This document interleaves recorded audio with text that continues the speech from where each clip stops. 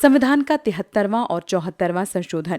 सन 1989 में केंद्र सरकार ने 2 संविधान संशोधनों की बात को आगे बढ़ाई। इन संशोधनों का लक्ष्य था स्थानीय शासन को मजबूत करना और पूरे देश में इसके कामकाज तथा बनावट में एक रूपता लाना। बाद में सन 1992 में संविधान के 73वें और 74वें संशोधन को संसद ने पारित किया। संविधान का 73वां संशोधन गांव के स्थानीय शासन से जुड़ा है। इसका संबंध पंचायती राज व्यवस्था की संस्थाओं से है। संविधान का 74वां संशोधन शहरी स्थानीय शासन यानी कि नगर पालिका से जुड़ा है। सन 1993 में 73वां और 74वां संशोधन लागू हुआ। हमने पहले देखा कि स्थानीय शासन को राज्य सूची में रखा गया है। प्रदेशों को इस बात की छूट है कि वे स्थानीय शासन के बारे में अपनी तरह का कानून बनाएं, लेकिन संविधान में संशोधन हो जाने के बाद प्रदेशों को ऐसे कानून बदलने पड़े ताकि उन्हें संशोधित संविधान के अनुरूप किया जा सके। प्रदेशों को इन संशोधनों के आलोक में स्थानीय शासन के अपने अपने कानूनों में जरूरी बदलाव करने के लिए 1 वर्ष का समय दिया गया। 73वां संशोधन। आइए अब हम 73वें संशोधन के कारण पंचायती राज व्यवस्था में आए बदलावों की जांच करें। त्रिस्तरीय बनावट। अब सभी प्रदेशों में पंचायती राज व्यवस्था का ढांचा त्रिस्तरीय है। सबसे नीचे यानी पहले पायदान पर ग्राम पंचायत आती है। ग्राम पंचायत के दायरे में 1 अथवा 1 से ज्यादा गांव होते हैं। मध्यवर्ती स्तर यानी कि बीच का पायदान मंडल का है, जिसे खंड या ब्लॉक या तालुका भी कहा जाता है। इस पायदान पर कायम स्थानीय शासन के निकाय को मंडल या तालुका पंचायत कहा जाता है। जो प्रदेश आकार में छोटे हैं वहां मंडल या तालुका पंचायत यानी कि मध्यवर्ती स्तर को बनाने की जरूरत नहीं। सबसे ऊपर वाले पायदान पर जिला पंचायत का स्थान है। इसके दायरे में जिले का पूरा ग्रामीण इलाका आता है। संविधान के 73वें संशोधन में इस बात का भी प्रावधान है कि ग्राम सभा अनिवार्य रूप से बनाई जानी चाहिए। पंचायती हलके में मतदाता के रूप में दर्ज हर वयस्क व्यक्ति ग्राम सभा का सदस्य होता है। ग्राम सभा की भूमिका और कार्य का फैसला प्रदेश के कानूनों से होता है। चुनाव। पंचायती राज संस्थाओं के तीनों स्तर के चुनाव सीधे जनता करती है। हर पंचायती निकाय की अवधि 5 साल की होती है। यदि प्रदेश की सरकार 5 साल पूरे होने से पहले पंचायत को भंग करती है तो इसके 6 माह के अंदर नए चुनाव हो जाने चाहिए। निर्वाचित स्थानीय निकायों के अस्तित्व को सुनिश्चित रखने वाला ये महत्वपूर्ण प्रावधान है। संविधान के 73वें संशोधन से पहले कई प्रदेशों में जिला पंचायती निकायों के चुनाव अप्रत्यक्ष रीति से होते थे और पंचायती संस्थाओं को भंग करने के बाद तत्काल चुनाव कराने के संबंध में कोई प्रावधान नहीं था। आरक्षण। सभी पंचायती संस्थाओं में 1/3 सीट महिलाओं के लिए आरक्षित है। तीनों स्तर पर अनुसूचित जाति और अनुसूचित जनजाति के लिए सीट में आरक्षण की व्यवस्था की गई है। ये व्यवस्था अनुसूचित जाति जनजाति की जनसंख्या के अनुपात में की गई है। यदि प्रदेश की सरकार जरूरी समझे तो वो अन्य पिछड़ा वर्ग को भी सीट में आरक्षण दे सकती है।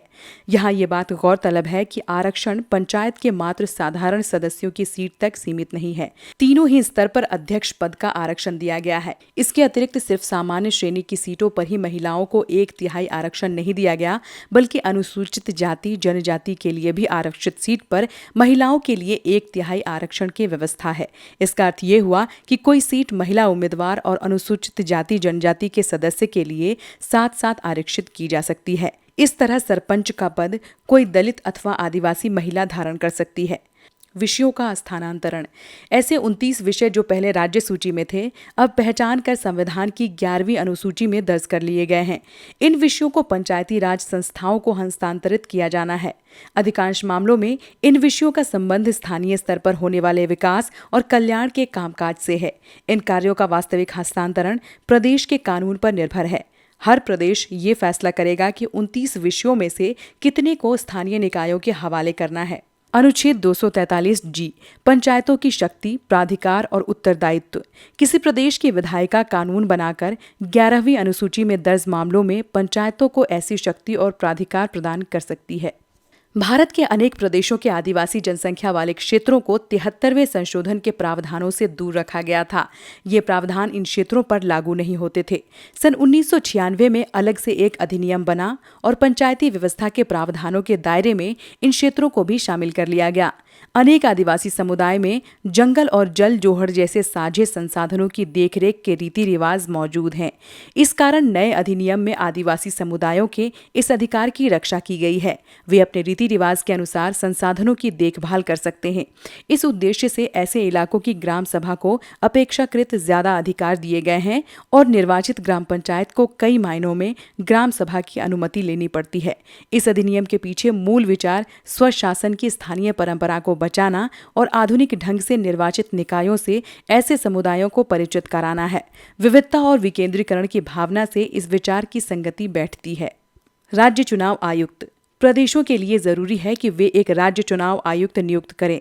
इस आयुक्त की जिम्मेदारी पंचायती राज संस्थाओं के चुनाव कराने की होगी। पहले ये काम प्रदेश का प्रशासन करता था, जो प्रदेश की सरकार के अधीन होता है। अब भारत के चुनाव आयुक्त के समान प्रदेश का चुनाव आयुक्त भी स्वायत्त यानी कि ऑटोनोमस है। बहरहाल प्रदेश का चुनाव आयुक्त एक स्वतंत्र अधिकारी है। उसका अथवा उसके कार्यालय का संबंध भारत के चुनाव आयोग से नहीं होता। राज्य वित्त आयोग। प्रदेशों की सरकार के लिए हर 5 वर्ष पर एक प्रादेशिक वित्त आयोग बनाना जरूरी है। ये आयोग प्रदेश में मौजूद स्थानीय शासन की संस्थाओं की आर्थिक स्थिति का जायजा लेगा।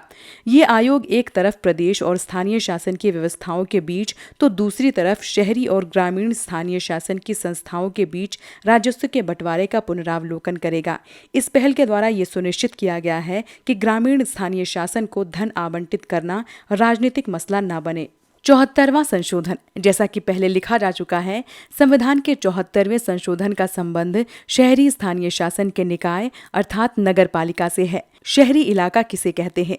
मुंबई अथवा कोलकाता जैसे बड़े महानगरों को पहचानना बहुत आसान है, लेकिन जो शहरी इलाके गांव और नगर के बीच के होते हैं उन्हें पहचान पाना इतना आसान नहीं। भारत की जनगणना में शहरी इलाके की परिभाषा करते हुए जरूरी माना गया कि ऐसे इलाके में कम से कम 5,000 की जनसंख्या हो। इस इलाके के कामकाजी पुरुषों में कम से कम 75% खेती बाड़ी के कामकाज से अलग माने जाने वाले पेशे में हो और जनसंख्या का घनत्व कम से कम 400 व्यक्ति प्रति वर्ग किलोमीटर हो। सन 2011 की जनगणना के अनुसार भारत की लगभग 31% जनसंख्या शहरी इलाके में रहती है। अनेक रूपों में 74वें संशोधन में संविधान के 73वें संशोधन का दोहराव है, लेकिन ये संशोधन शहरी इलाकों से संबंधित है। 73वें संशोधन के सभी प्रावधान मसलन प्रत्यक्ष चुनाव, आरक्षण, विषयों का हस्तांतरण, प्रादेशिक चुनाव आयुक्त और प्रादेशिक वित्त आयोग 74वें संशोधन में शामिल है तथा नगर पालिकाओं पर लागू होते हैं। संशोधन के अंतर्गत इस बात को अनिवार्य बना दिया गया है कि प्रदेश की सरकार कुछ एक निश्चित कार्य करने की जिम्मेदारी शहरी स्थानीय शासन की संस्थाओं पर छोड़ दे। ये कार्य संविधान की 12वीं अनुसूची में लिखे गए हैं। 73वें और 74वें संशोधन का क्रियान्वयन। अब सभी प्रदेशों ने 73वें संशोधन के प्रावधानों को लागू करने के लिए कानून बना दिए हैं। इन प्रावधानों को अस्तित्व में आए अब 10 वर्ष से ज्यादा हो रहे हैं। इस अवधि 1994 से 2000 में अधिकांश प्रदेशों में स्थानीय निकायों के चुनाव कम से कम 2 बार हो चुके हैं। मध्य प्रदेश और राजस्थान तथा कुछ और प्रदेशों में तो अब तक 3-3 दफे चुनाव हो चुके हैं। आज ग्रामीण भारत में जिला पंचायतों की संख्या करीब 500, मध्यवर्ती अथवा प्रखंड स्तरीय पंचायत की संख्या 6,000 तथा ग्राम पंचायतों की संख्या 2,50,000 है। शहरी भारत में 100 से ज्यादा नगर निगम, 1400 नगर पालिका तथा 2,000 नगर पंचायत मौजूद हैं। हर 5 वर्ष पर इन निकायों के लिए 32 लाख सदस्यों का निर्वाचन होता है। यदि प्रदेशों की विधानसभा तथा संसद को एक साथ रखकर देखें तो भी इनमें निर्वाचित जनप्रतिनिधियों की संख्या 5,000 से कम बैठती है। स्थानीय निकायों के चुनाव के कारण निर्वाचित जनप्रतिनिधियों की संख्या में भारी इजाफा हुआ है। ये बात एकदम जाहिर है कि 73वें और 74वें संशोधन ने देश भर की पंचायती राज संस्थाओं और नगर पालिका की संस्थाओं की बनावट को एक सा किया है। इन स्थानीय संस्थाओं की मौजूदगी ही अपने आप में बड़ी उपलब्धि है। इससे शासन में जनता की भागीदारी के लिए मंच और माहौल तैयार होगा।